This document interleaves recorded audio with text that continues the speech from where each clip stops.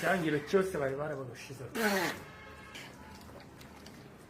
inyuma hose ibyabitera biturutse imbere. Harimo na bamwe banshuka tukaryamana banyejeje yuko tuzabana zo gupfusha ubukwe inshuro 3 zose, kandi abo bahungu mana nta kintu mba nakoze pe.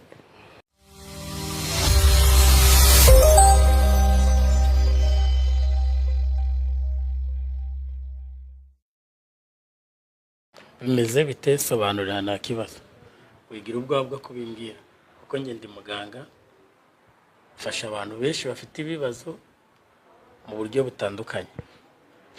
Uko wambamagaye umbwira nimugoroba urabona haba ari kuri telefone, ariko nk'umuntu uri mu Rwanda ndeye indambwe ndakwegereye nakumvise, kuko wambamagaye ufite agahinda amarira menshi cyane, wananiwe kurya ngo umeze nabi, numvise ari ibibazo bikomeye.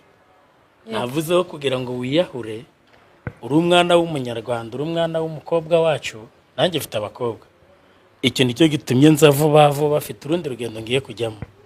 Ariko wambwira ikibazo ufite udaciye uruhande, bimbwire nta kibazo. Ngende umubyeyi ifasha abantu benshi.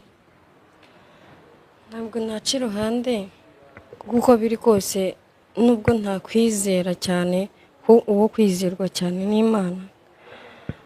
Ngiye ikibazo mfite kirankomereye pe.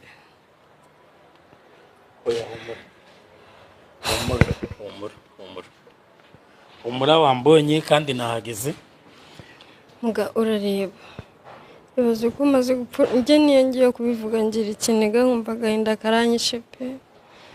Uzi kuko ngiye nacumiye iki ku Mana ku buryo ibintu byose byajya bihora bimbaho. Maze gupfusha ubukwe inshuro 3 zose, kandi abo bahungu mana nta kintu mba nakoze pe. Ariko humura, Ibazi ko bamwe harimo na bamwe banshuka tukaryamana banyejeje yuko tuzabana. Egari ibintu byoroshye. ako bigaragara ko uri umunyamugisha, uko kuba ubashije kumbona. Urabona ndi mu rugendo rurerure, ariko kubera ko ubashije kumbona, sobanurira neza umbwira ikibazo ko giteye kugira ngo ushobore ko ngufasha, ngiye gufasha n'abandi. Nyine urareba kuri 21 z'uku kwezi turimo nari mfite ubukwe, noneho ku itariki 19 umuhungu arampamagara ambwira yuko nta bukwe bwanjye nawe buhari, aranuka umva aranyandagaza pe. Ndibura n'ubu tuvugana telefone ntayiriho, nta nubwo ari ntaye isa agenda. Narangije kucyumva kandi birababaje koko biteye n'agahinda. Ni abantu benshi bahura n'ibi bibazo, ariko iyo batwegereye turabafasha. Kugeza kuri saha rero urabona nubwo ngeza aha, ariko ndagiye kinini ifite hano. Reka ngire uko ngufasha, kuko burya abantu benshi bafite iki kibazo bari kuba baratongerewe imyuka mibi. Yego, Imyuka mibi. Icyangiro. Nasi ko nta muntu nigeze memukira ko. Icyangiro barakiroga. Asebe ko umuntu akubanza binashoboka. Mukagirana ibihe byiza, ndetse mugakorana bya bindi wambwiye bamwe mujye mubikorana muri abo mwakundanaga, ariko igihe kikagera ya myuka mibi na cyangiro cya bwaburuzi bumara bwabyo bugakora, ku munota wa nyuma akakubona ko ndakizamumarira. Yahagarara nawe akumvura kumunukira. Nase kuko buri kureba nta kintu namarira umuntu. Nasi nyine urabona bishoboka, ariko kubera iri shyari ryateye mu bantu, abantu basigaye bangizanya muri ubu buryo cyane. Nasi ko nta muntu ngirira n'abantu bose mbafasha uko nshoboye. Urabona urugero rwa hafi, ntabwo ugiye kurikira radio Rwanda ngo wumve. Iyo wumva abantu benshi ngo ziri gutandukana no kubera iki? Umuntu yashatse umugore amukunze, ariko bigeze nyuma baranganye baricaye. Ninda wishubuke ni jewe. Eko ndabihazi. Gusa ubutware wagize mbaye ngushimiye n'ubu nuko wibutse kumbamagara. Ngiye muganga Rutebuka afasha abantu benshi. Ikintu cyose uri bunsabe gukora ndagikora. Icyo dukenera na amafaranga y'imiti ya mbere dukoresha hano mu Rwanda ni 36,000. hanze muri afurika ni ibihumbi 70, i buraya dusuzumira ibihumbi amadolari 150. muga wowe wigira ikibazo cy'amafaranga yo kuko n'ubundi n'abo bahungu nabo bajya bayatwarira ubuntu, ikibazo cye ni amafaranga. ngurikije agahinda nakumvanye nimugoroba n'uburyo uri kumpamagara ngo ugiye no kwiyahura, uretse ko ndawutakabura. Ubwo rero reka nze ngufashe ngo umanure ngo ukureho iyi myuka mibi. Hari n'uburyo baba barakuzinze mu rugo rwanyu ukazahura uzorera ukamerera n'imvi. Ni abakobwa benshi basaziye mu ngo z'abanyina gutya. Baranzinze nise ko mama asenga ninde ubwo waba warabikoze. Ibi ni imiti dukoresha, ni izindi mbaraga dufite dukoresha zikakuzingura zikaguhambura ukabona ukakira, ugasabwa ukubaka n'urugo rugakomera, maze ngufashe. Yego muga, ariko nyuma yo kugufasha uzanyishyura. Ubu rero icyambere ugiye kumva ni amafaranga yo gusuzuma ibihumbi 36. Icya kabiri urandebera ibase irimo amazi. Amazi angana ikiza? Amazi yo koga ngayo wakwiyuhagira niyo mazi uri bumbe. Hanyuma ngo ibyo ngora shyiremo imiti ndayifite mba nayigendanye. Urabona ko mfite amabage hafi 2 kugira ngo awazana agatebe umuntu akabikora yicaye. Oya, ngiye rero bitewe nuko ndi kugenda ahubwo na nubu wandindije nyishyura ayo yo gusuzuma. Hanyuma igihembo urakimba nyuma ndangije kugukorera.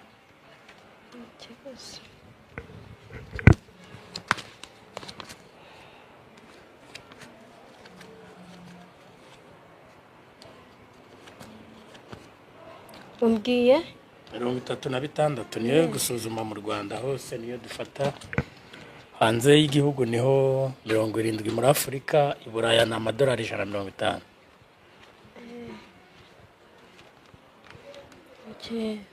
Aya nayo gusuzuma ntabwo ari ayo kuvura, ayo imiti uzayama ingukiza ibi bintu.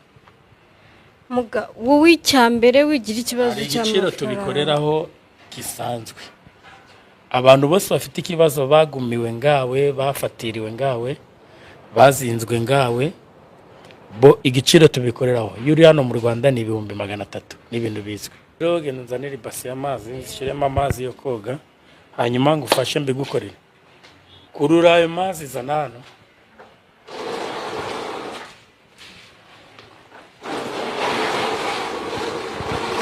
Shaka yareka. Reka ngumanure rero hanyuma wihangane ibyo ngiye gukora kuko nuko kuvura. Bari bibisi muga. Abari kure bonjya mbavurira ku mafoto no ku mazina yabo ngabikora. Numva sunay ubwoba hari ubwo ari. Ariko wowe kubera ko turi kumwe ni kuko hano urabona ni mu rugo ni wanyu. Icyambere nishakira n'umugabire gabo. Igeza iyo base gatoya.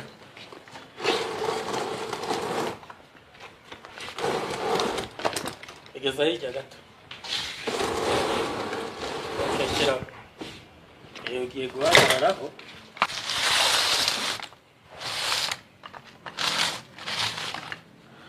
Kuramo ingweto akaguru kamwe ugashyira akakiburyo.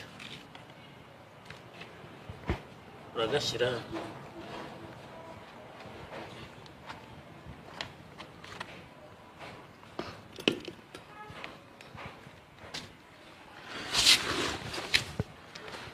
Kandi uragatera hano. Okay.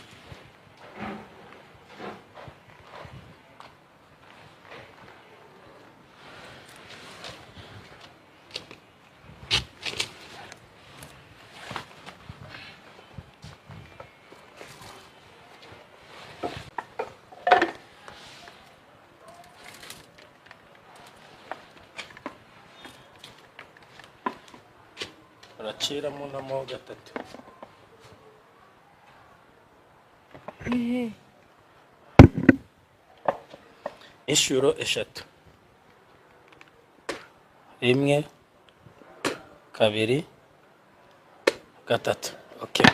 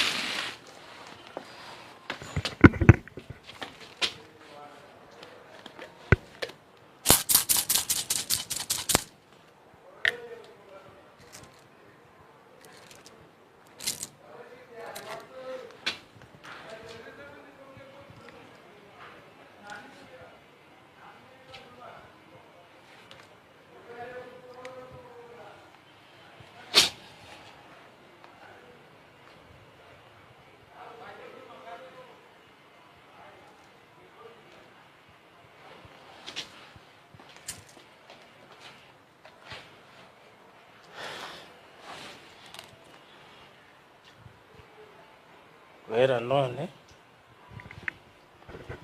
ibyo bagufatiriyemo byose n'ibyo bakuzingiyemo byose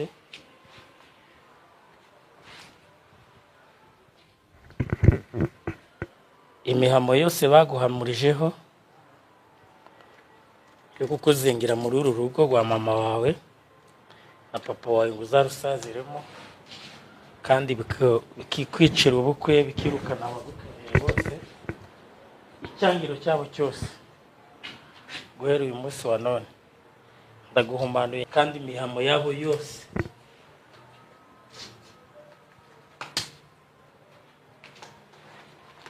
nigukuyeho.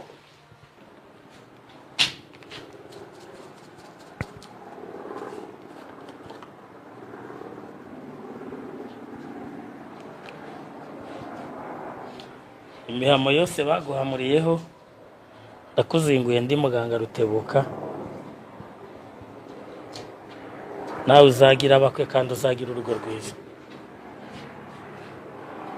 Ubukwe bwawe bwose bwazinzwe ndabuzinguye. Shaka ugire ubuzima kandi ugire imibereho.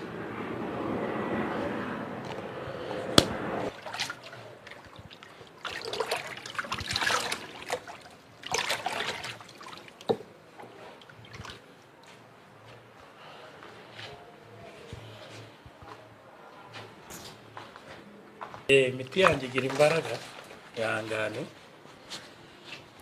Ugomba guhumanurwa imihamo yose bagukoreyeho, ibyo byose bagufatiriyeho bigomba kuvaho.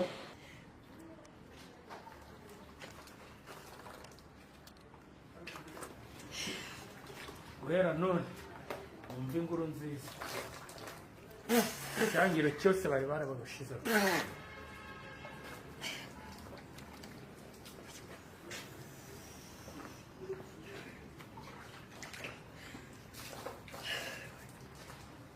Iburyo ndaguhumanuye, ibumoso ndaguhumanuye, inyuma hose ibyagutera biturutse imbere byose ndaguhumanuye. Ongereweho kandi n'umuseke ibyakubaguye byose kandi baho guhera none gira ubuzima kandi ugira imibereho. Yego n'urugo rwanyu rwose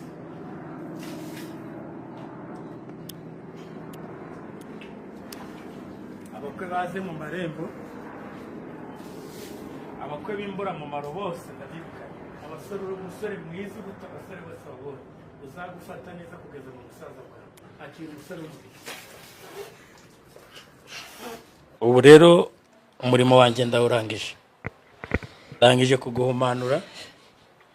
Igihe kitarenze iminsi mike cyane uraba wabonye ikimenyetso, ibindi bizongera kukubaho ibyakubayeho. Ese ubu kuba umenyeho amazi hari ikintu biri buhindure ku bintu byose? Iyi miti yose ubonye nguresheje ifite imbaraga mu rwego rwo hejuru. Ubu ndangije kukuzingura. Nibyo?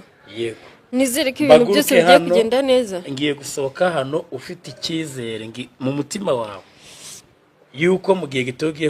Ubwo rero inzi neza ko ku isi hari abantu benshi bafite iki kibazo, haba abirabura, abazungu, abanyarwanda bo muri Afurika n'abandi bose bafite ibi bibazo.